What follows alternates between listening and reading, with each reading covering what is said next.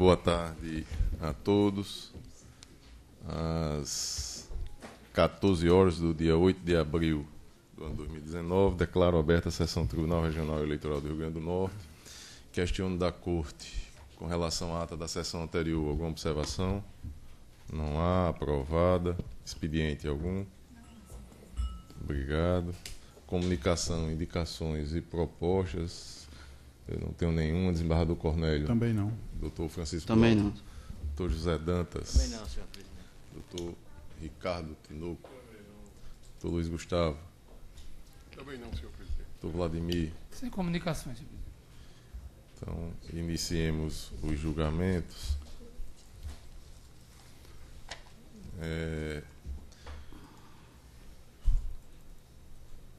O primeiro deles é recurso eleitoral número 1, disto 17 do ano 2017, a origem 36ª Zona Eleitoral, Caraúbas, o relator doutor Ricardo Tinoco, de Góis, recorrente Ministério Público Eleitoral, coligação Inovar para Crescer, advogado doutor Andreu Macedo, Bárbara Carolina Fernandes Mota, advogado doutor Júlio Henrique, recorridos Antônio Alves da Silva, advogado doutora Rafaela Melo, Paulo de Paiva Brasil, advogado é a mesma, e restou anotado na papeleta que em 21 de março do corrente ano, o Tribunal, por unanimidade de votos, em consonância com o parecer da Procuradoria Regional Eleitoral, rejeitou a preliminar de inadequação da via eleita, suscitada nas contrarrazões.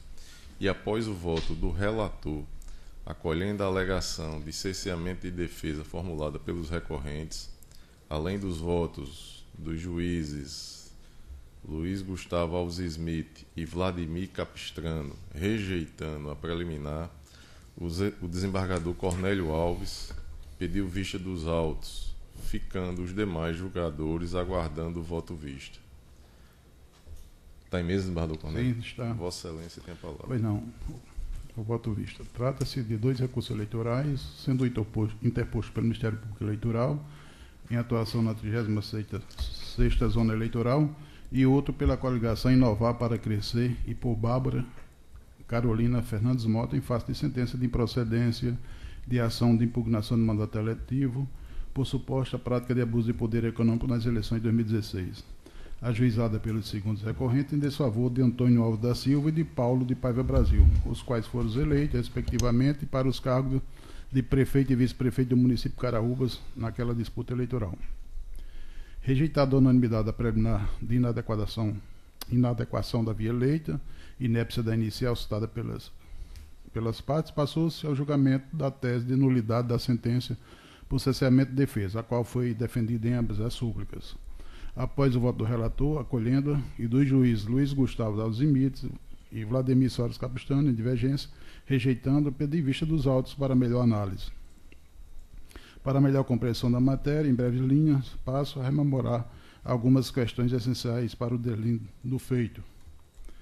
Em decisão de folhas 627-630, o juiz eleitoral da 36ª Zona Eleitoral deferiu o pedido de quebra de sigilo bancário dos impugnados da empresa Saia Rodada Promoções Artísticas Limitada, cujos desfeitos foram sustados pelo acordo deste regional no mandado de segurança de número 6368/2017. Após dito julgamento, os impugnantes requereram ao juiz de primeira instância novamente a quebra do sigilo bancário dos impugnados da empresa Saia Rodada, folha 794/803. O magistrado, porém, destacou que, em cumprimento ao acórdão TRE, se encontrava, abre aspas, prejudicada toda a colheita de provas em virtude da quebra do sigilo bancário e de seus consequentes atos, não devendo ser utilizados como fundamento pelas partes para suas alegações finais, e nem este juízo, tendo em vista a teoria do arrastamento das provas, fecha aspas.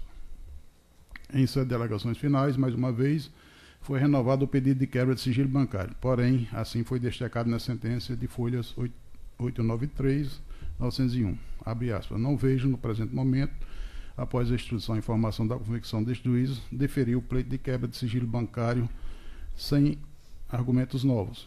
Não há, para este juiz, elementos suficientes para defassar financeiramente a vida do atual ADIL, ressalvados juiz de suposição, adivinhação, juiz extra, fora da racionalidade jurídica que deve ser o norte do julgador.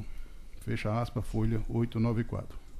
Diante dessas considerações prévias, entendo que dito requerimento foi analisado e indeferido pelo juiz da Cor.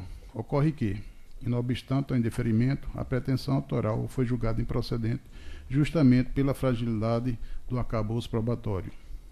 Ora, a hipótese versada nos autos trata de ação de impugnação de mandato eletivo fundada em suposto gasto ilícito de campanha, omissão de despesas e recebimento de doações de fontes vedadas, sendo inclusive realçada a eventual simulação de contrato oneroso dos candidatos impugnados com a empresa Sai Rodada Promoções Artística Limitada. Na espécie, portanto, a produção de referidos elementos mostra-se necessária ao delito do feito e, por conseguinte, dito indeferimento implicou em discutível cessamento de defesa à medida em que, julgado improcedente, é lido por insuficiência probatória. Com efeito, não só a ausência de análise do pedido de produção de provas, mas também deferindo-me provas pertinentes em seu cessamento de defesa quando, apesar de tais requerimentos, a lida é julgada improcedente justamente por insuficiência probatória. Vejamos, eu cito os julgados e naquilo que interessa diz o seguinte: produção de prova, indeferimento, procedência de ação, ausência de prova, cessamento de defesa. Se a produção de prova requerida a tempo e modo pela parte não oportunizada e a ação é julgada improcedente por insuficiência de prova, configurado está o cessamento de defesa precedentes. Cito outros julgamentos e sigo. No caso, consoante já salientado, apesar de haver sido requerida a tempo e modo a quebra do sigilo bancário dos impugnados da empresa Sai Rodada Promoções Artística Limitada, tal prova não foi deferida pelo juiz da Cor, que, ao revés, julgou improcedente o feito por insuficiência probatória. De certo que incide proteção constitucional sobre o sigilo bancário, porém, tal garantia não é absoluta, devendo ser sopesado com os demais interesses envolvidos no litígio. No caso, o interesse público na apuração do ilícito eleitoral, quando vinculado à existência nos autos de indício deste ilícito, evidenciam a pertinência e utilidade desse elemento probatório, sobretudo porque a causa de pedido discutida nos autos versa precisamente acerca de fatos que poderiam ser demonstrados ou negados por meio de movimentação bancárias.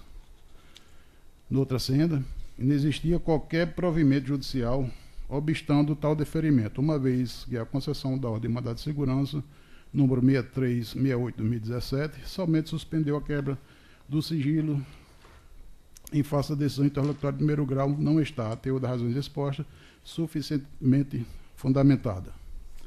Assim, a negativa em determinar tais elementos, estados bancários, com indiscutível pertinência com a causa de pedir, pudessem ser acostados aos autos associado à conclusão sentencial de improcedência da demanda por insuficiência probatória, indiscutivelmente ocasionaram prejuízo irremediável aos impugnantes e ao interesse público, impondo-se a nulidade da sentença vergastada.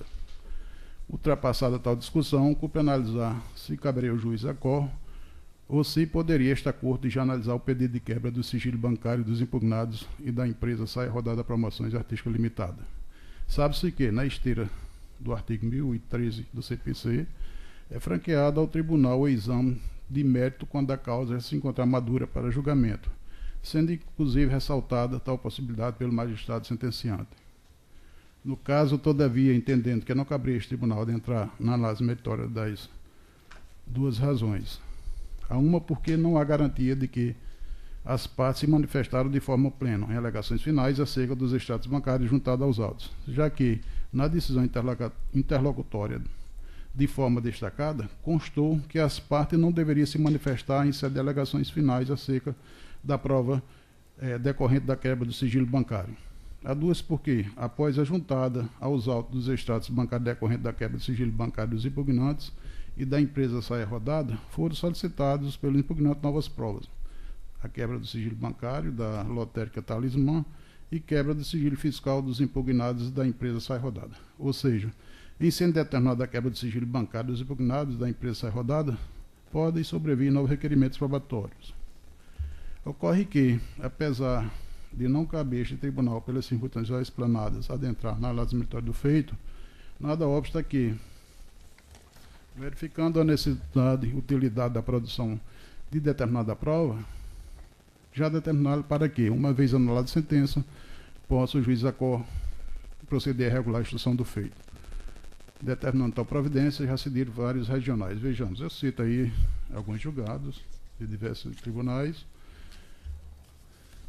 Em consulta ao interior dos acordos TRE, MT e TRE Ceará, ambos de 2018, também é possível verificar a determinação desta providência. Este regional potiguar, igualmente, também já determinou que, anulada a sentença de processamento de defesa, já fosse produzida na instância de origem a prova necessária ao deslindo do feito. Eu cito os dois julgamentos aqui do tribunal e também o do TRE de Mato Grosso e o do tribunal do TRE do Ceará.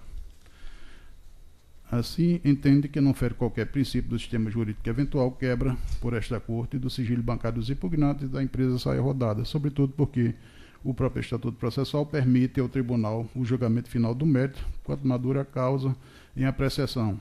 Entendimento diverso não poderia ser aplicado à decisão meramente interlocutória. Se permite entrar no mérito, se permite também apreciar uma preliminar ou então pedido de prova. E na espécie, consoante já assinalado, existe indiscutível pertinência da quebra do sigilo bancário requerida por causa de pedido discutida nos autos. Sobrepõe-se a garantia do sigilo, a garantia da necessidade de preservação do interesse público envolvida nos autos, tornando-se imprescindível o conhecimento de tais documentos a fim de esclarecer a lei de ordem e apreciação. Com efeito, consoante estou demonstrado nos autos, o impugnado Antônio Alves da Silva, ora recorrido, é um dos sócios da empresa Saia Rodada Promoções Artísticas Limitada. E a causa de pedir versada nos autos reside precisamente em suposto gasto ilícito de campanha, omissão de despesa e recebimento de doações de fontes vedadas, sendo inclusive alegado o recebimento de doações de fontes vedadas pela via transversa mediante simulação de contrato oneroso de prestação de serviço e a utilização de verbas do fundo partidário de forma ilícita. Esse respeito cumpre ressaltar o que é trazido na discussão na petição preambular. Transcrevo o que foi dito na petição inicial. Ora, demonstrar tais alegações em respectivos estados bancários, indiscutivelmente que se apresenta bastante dificultoso, tornando-se necessário que tais elementos possam novamente ser considerados para melhor esclarecimento dos fatos em virtude de indícios de irregularidades que possam extrapolar o contexto meramente contábil. A esse respeito, como destacar aqui, neste momento, somente há como ser declarada a quebra de sigilo bancário dos impugnados e da empresa Saia Rodada Promoções Artísticas Limitada, tornando-se prejudicada a análise da petição de folha 699-710, na qual é requerida a quebra do sigilo fiscal dos impugnados da Casa Lotérica, além de quebra do sigilo bancário dessa mesma Casa Lotérica, dentre outros pedidos. Isto porque tais requerimentos decorrem da quebra do sigilo bancário anteriormente decretado aos impugnados e à empresa Saia Rodada. Ocorre que, suspensos os efeitos de tal quebra, com o julgamento do mandado de segurança 6368/2017, tais elementos não puderam ser considerados pelas partes nem pelo juiz até a superveniência de nova decisão judicial. Assim, somente após a nova quebra do sigilo bancário dos impugnados e da empresa Saia Rodada, hora determinada, é que, analisando tais documentos, agora válidos, pode ser aferida a pertinência e utilidade e necessidade de eventuais requerimentos decorrentes. Neste cenário, acolhe parcialmente a preliminar de nulidade da sentença suscitada por ambos os recorrentes e determina: 1. A quebra do sigilo bancário dos impugnados da empresa Saia Rodada Promoções Artísticas Limitada. 2. O retorno dos autos a juízo de origem para que, após a diligência, prossiga com os demais atos de instrução probatória até a resolução da lide, analisando inclusive eventuais pedidos decorrentes dos estados bancários referidos no item 1. É como voto. Francisco Lauro. Senhor presidente, é importante fazer um histórico desse processo. O mandado de segurança que foi interposto contra a decisão interlocutória de origem que deferiu a quebra do sigilo, eu acho que foi um dos primeiros processos os primeiros julgamentos que eu participei no colegiado era ainda lá no antigo prédio. E eu não me lembro bem se houve essa discussão sobre o descabimento ou não do mandado de segurança, que é a linha que eu sigo, de que mandado de segurança contra decisão interlocutória ele só é cabível por absoluta exceção, para não se ordinarizar o mandado de segurança e não travesti-lo de recurso. Mas eu não me lembro realmente naquela discussão, inclusive, se eu fiquei vencido ou não. E a discussão era, a decisão não tinha sido fundamentada e, por isso, a ordem fora concedida. E até eu voltei no sentido de entender que, embora a decisão não estivesse com toda a fundamentação que poderia ter, ela tinha, sim, a sua fundamentação e deveria ser mantida. Mesmo porque, no outro dia, o juiz poderia deferir a quebra do sigilo mediante a novo requerimento da parte. Eu acho que eu me lembro bem dessa parte da discussão, e na sessão passada já foi historiado que, inclusive, esse processo do mandado de segurança está sob égide de recurso no TSE.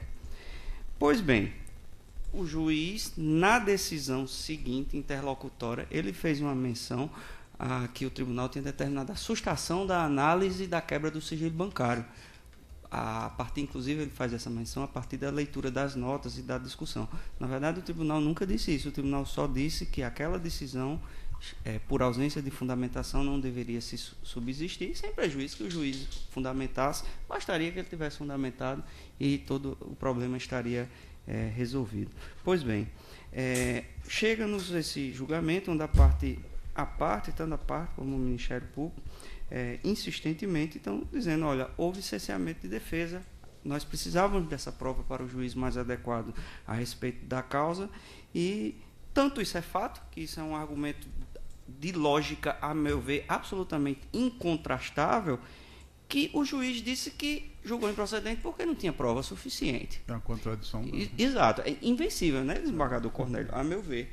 Eu me lembro da época que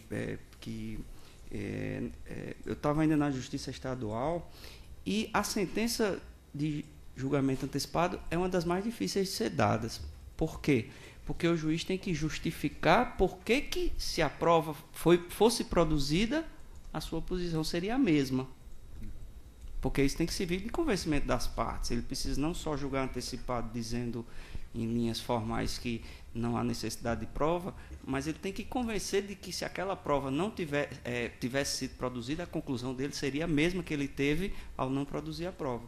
E aqui essa contradição já é formalmente identificável, porque o próprio magistrado disse que não houve prova suficiente. E nada obstante isso, tanto na decisão que negou a quebra de sigilo, ou seja, após o mandado de segurança, como na sentença, onde ele reiterou que àquela altura ele não achava mais necessário ou útil aquilo ali, me parece que isso não converge à prova, não converge ao próprio raciocínio lógico de argumentação judicial que foi necessário para ele dizer que julgou improcedente porque faltava aquela prova ou porque faltava outra prova. Mas há um argumento que me chamou a atenção e que nós temos enfrentado isso pouco, e pouco tem se falado, que é o preceito novo do CPC a respeito da produção antecipada da prova. É o artigo 381 do CPC. E o inciso 3º, para mim, ele é cirúrgico.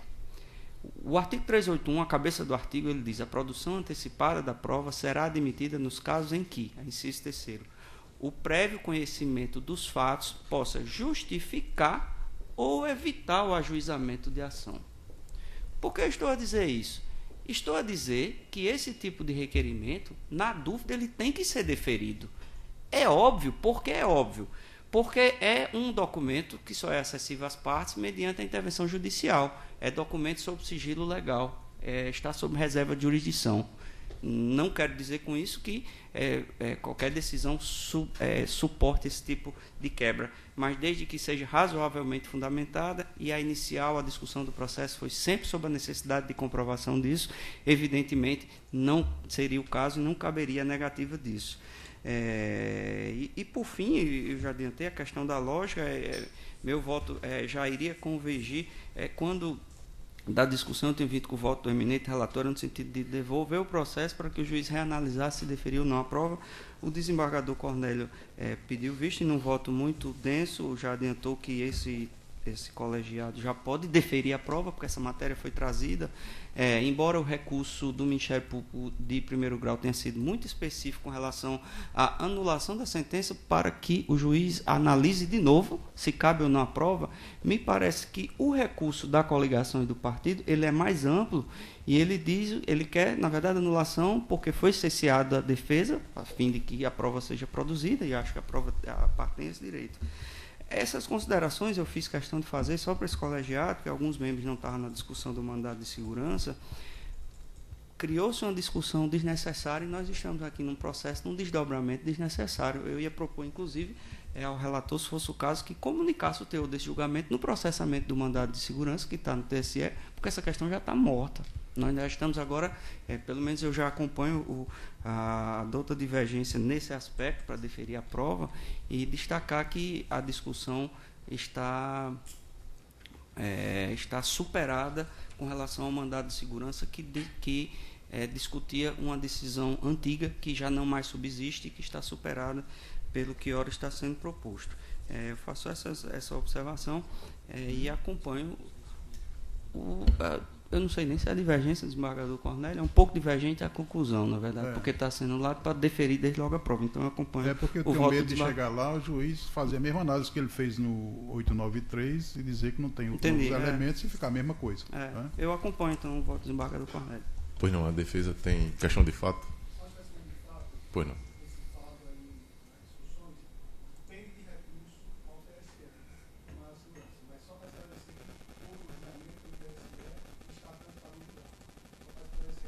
Perfeito, obrigado. Doutor José Dantas de Paiva, como vota? Acompanho o voto vista, senhor presidente. Desembargador Cornélio. Acompanho o voto vista. Nesse caso, temos... Gostaria de fazer um ajuste no meu voto inicialmente proferido. Porque, só para esclarecer, eu não ao justificar no julgamento passado, eu vou ser bem sucinto, desembargador Cornélio. Vou ser bastante econômico com as palavras.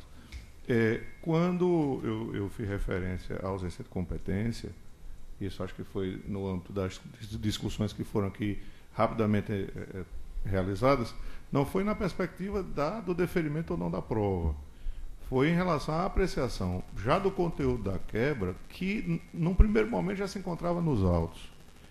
E, portanto, se eu já dissesse ali de antemão que esse conteúdo poderia interferir na formação do convencimento, eu estaria suprimindo a instância. Evidentemente, e aí nem por força da produção antecipada, doutor Glauber, mas pelo preceptivo aqui do parágrafo 3º do 938, que diz: reconhecida a necessidade de produção de prova, o relator converterá o julgamento em diligência, que se realizará no tribunal ou em primeiro grau de jurisdição, decidindo-se o recurso após a conclusão da instrução.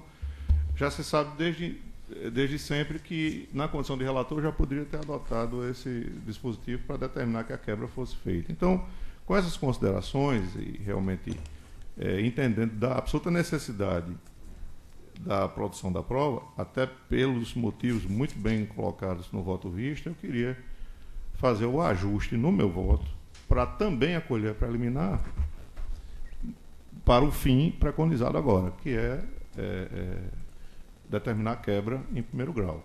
Então, eu estou nesse particular aderindo ao voto vista, nesse particular. E já... Porque, só esclarecendo, o voto não discrepa em relação ao acolhimento da preliminar. Ele acolhe a preliminar. Só com mais amplitude. Com mais amplitude. Então, aí eu adiro nessa parte e assim como o voto vista diz, eu estou igualmente determinando a quebra. Apesar de eu ter ficado vencido, só uma dúvida que me restou, e inclusive eu acho que ajuda a pragmaticamente resolver o processo. Me parece que esse segundo pedido de quebra de sigilo bancário era maior do que o primeiro.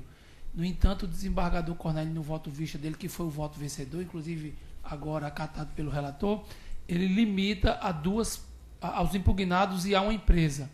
E me parece que esse era absolutamente o objeto do primeiro pedido. E, no entanto, há nos autos todo o resultado da quebra do sigilo. Apenas esse material não foi utilizado porque o juiz, em cumprimento da decisão do tribunal, sustou a análise desse material. Aí eu indago. tribunal vai determinar novamente a quebra do sigilo para obter o mesmo material que já está nos autos, ou haveria processualmente de algum modo de aproveitar esse material? Ainda resta um voto a ser proferido, que é o meu, né, nesse caso aqui. E eu vou me limitar a acompanhar o voto originário do relator, por entender que, na verdade, não houve apreciação do pedido formulado, vamos dizer assim, do segundo pedido de quebra, uma vez que o magistrado se limitou a firmar a posição no sentido de que, e aí concordando aqui com o que disse o Dr. Francisco Glauber, equivocadamente, a suspensão daquela decisão primeira seria impeditivo de uma nova determinação de quebra. Então, não havendo sido formulado juízo a respeito da quebra do sigilo, sob pena de correr em supressão de indesejável supressão de instância, e por entender também, de certo modo, incongruente a decisão aqui tomada de nulidade da sentença e já a determinação da quebra, eu fico com a redação originária do voto do relator e, neste caso, proclamo o resultado. O tribunal, por unanimidade, e aí me ajudem aqui a primeira preliminar, rejeitou a preliminar de inadequação da via eleita, suscitada nas contrarrazões, e, por maioria, aí fica a dificuldade, determinou a quebra do sigilo, porque a sentença ela vai ser anulada, não é isso? Vai. A sentença anulada. No mesmo tempo, nós temos o meu voto aqui. Eu ia propor então, isso. Então, pronto, nos termos final do voto. Então, por maioria, nos termos do voto vista do desembargador Cornélio Alves. Mas fica relator, desembargador. Permanece relator. Ele aderiu. Permanece redator o relator.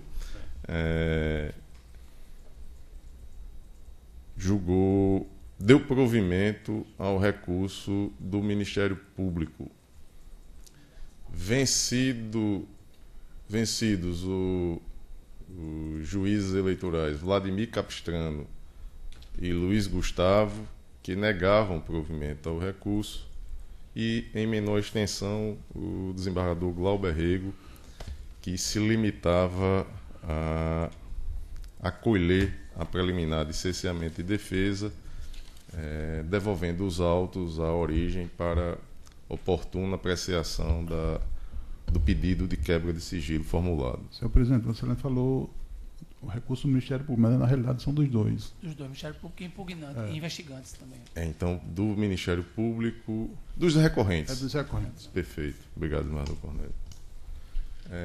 Na sequência, na relatoria do desembargador Cornélio Alves, recurso eleitoral número 52, diz 52, o ano 2018, a origem 49ª Zona Eleitoral, Mossoró, recorrente Partido Social Democrático, advogado Dr. Thales Pinheiro. Está em mesa, desembargador Cornélio? Tá, sim. Vossa Excelência tem a palavra. Relatório, trata-se de recurso eleitoral interposto pela Comissão Provisória do Partido Social Democrático do município de Tibau, em face de sentença exarada pelo juiz da 49ª Zona, que julgou não prestada suas contas referentes ao exercício financeiro 2017. Primeiramente, o recorrente traz à colação um trecho da sentença e do parecer técnico no sentido de haver sido constatado o trânsito de recurso financeiro no ano 2017. Em seguida, afirma que procede o fato de que teria encaminhado declaração de ausência de movimentação de recursos naquele período, mas que tal impropriedade, conforme alega, teria sido devidamente retificada e encaminhada eletronicamente à Justiça Eleitoral. Demais disso, sustenta que a aludida falha, além de já ter sido corrigida, teria natureza formal e que não haveria indício de que tal omissão tenha sido dolosa ou mesmo que tenha sido camuflada a origem ou aplicação de recurso. Requer, ao final, o provimento de sua súplica para aprovação das contas com ressalvas. Juntou vários documentos com vista dos autos, a Procuradoria Regional Litoral penou pelo conhecimento e desprovimento do recurso e pugnou pela remessa dos autos à promotoria da 40ª Zona Eleitoral, a fim de que sejam realizadas devidas diligências para a fim de apuração de eventual cometimento de crime descrito no artigo 350 do Código Eleitoral. É o relatório. Em discussão, aprovado o relatório, como vota Vossa Excelência? Preenchido o requisito de admissibilidade, conheço do recurso. A controvérsia era discutida reside na análise das contas do ente partidário municipal referente ao exercício financeiro de 2017, as quais foram julgadas como não prestadas. Na espécie, a mencionada prestação contábil se encontra sujeita às formalidades contábeis e financeiras previstas na Lei Federal 9.096 e nos termos do artigo 65, parágrafo 3º, inciso 3 da resolução do TSE, que deverá ser analisada sob a égide da resolução 23.464/2015. Compulsão dos autos, é possível verificar que, após declaração do órgão partidário negando o trânsito de recursos financeiros e de bens estimáveis em dinheiro no ano 2017, o setor técnico da 49ª Zona constatou a movimentação de recursos financeiros no ano de período, parecer técnico preliminar de folhas 14 e 15, procedendo à intimação do órgão partidário para se manifestar, folha 16, o qual permaneceu, contudo, silente, certidão de folha 19. Incumbe à Justiça Eleitoral fiscalizar a regularidade das contas dos partidos políticos em todas as suas esferas, analisando eventuais máculas que possam comprometer sua transparência e rigidez, sendo dever da agremiação partidária apresentar sua movimentação financeira nos termos do artigo 32 da Lei dos Partidos Políticos. Ora, conforme ressaltado pelo magistrado sentenciante, abre aspas, a situação constatada na presente prestação de contas adégua-se perfeitamente à hipótese abstrata prevista no artigo 46, caput, inciso 4, letra B da resolução 23.464, uma vez que o partido, mesmo após a notificação, não veio aos autos para atender a diligência determinada, impossibilitando assim a análise das contas, já que declarou não ter havido movimentação financeira no exercício em contradição com as informações contidas nos extratos bancários, o que enseja o julgamento das contas como não prestadas. Fecha as aspas. Com efeito, não se trata de mera irregularidade formal, conforme defendido no recurso, mas de omissão relevante no contexto contábil, porquanto impeditiva de sua efetiva análise, prejudicando a transparência das finanças do órgão partidário e, por conseguinte, a fiscalização desta justiça especializada, impondo o julgamento das contas como não prestadas, conforme os julgados abaixo transcritos. Nota quadra, aos documentos juntados em sede recursal, que, segundo alega o recorrente, demonstrariam receitas e despesas do partido, cumpre salientar a existência de óbice intransponível ao seu conhecimento nessa instância, conforme entendimento já sedimentado do âmbito do Tribunal Superior Eleitoral. Transcrevo também alguns julgados e sigo. Na hipótese dos autos, conforme já descrito em linhas anteriores, mesmo intimado acerca do relatório que constatou a existência de movimentação financeira, o partido manteve silente, pugnando pela juntada de documentos somente nessa instância recursal, o que, consoante decisões acima transcritas, resta perentoriamente inviabilizado. Outro sim, resiste que não se aplica, neste caso, o julgado transcrito na súplica, no sentido de que, abre aspas, a não observância dos prazos para lançamento de informações contábeis, quando devidamente registrado na prestação de conta final, constitui mera impropriedade formal. Fecha aspas. Isto porque, na hipótese versada nos autos, não se está discutindo acerca de informações não prestadas nas contas parciais e apresentadas na final, mas de documentos não oferecidos sequer quando da prestação contábil final, sendo somente fornecida à Justiça Eleitoral após o julgamento do feito, quando já da interposição do recurso. Assim, mostra indiscutível o prejuízo à transparência das contas e fiscalização desta justiça especializada, e sequer onde serem aplicados os princípios da proporcionalidade e razoabilidade ao caso em exame, devendo ser mantida a sentença que julgou as contas como não prestadas. Ante o exposto, em consonância com o parecer da Procuradoria Regional Eleitoral, conheço e nego provimento ao recurso. E, por fim, Quanto ao pedido da PRE, contido no parecer de folhas 9406, determina que, após o trânsito em julgado, sejam remetidos cópia dos autos à promotoria da 49ª eleitoral, a fim de que sejam realizadas devidas diligências para fim de apuração de eventual crime descrito no artigo 350 do Código Eleitoral. É como voto. Doutor Francisco Lau. Com o relator. Doutor José Dantas. Com o relator, senhor. Doutor Ricardo. Doutor Luiz Gustavo. Também, senhor presidente. Acompanho o relator. Doutor Vladimir Capistrano. Acompanho o relator, senhor presidente. Proclamo o resultado, processo julgado à unanimidade nos termos do voto do relator. Só esclarecendo, o primeiro processo, o acordo fica para a leitura na sessão seguinte, não é isso? Algum outro processo em mesa, apto a julgamento? Não há. Na sessão administrativa, eu apenas proponho aqui um voto de pesar em razão do falecimento da senhora Ivete de Sá Bezerra, a avó aqui da nossa servidora, Ivete Bezerra. Todos de acordo? De acordo. Então, o Ministério Público se associa. Aprovado à unanimidade. Às 14h35, eu declaro encerrada a presente sessão.